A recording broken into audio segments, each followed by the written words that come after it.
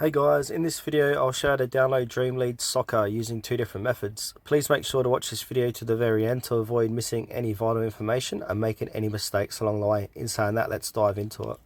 Alright, the first way is head over to your internet browser, head over to Google and then type in APK Pure and click on the first result from Google, apkpure.com, and in the search bar here click into that. And then click into the search, type in Dream League Soccer, if I can spell, like so, and then where it says download XAPK 363.3 meg, click onto that. We'll bring you to another page and just scroll down.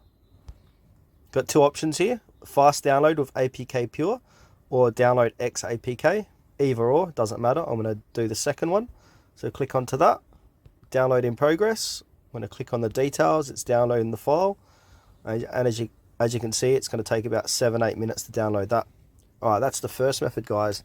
The second method is to head back to your home screen, head over to your Play Store, type in Dream League Soccer and click on the first result, click on install, wait for it to load, give it a few moments.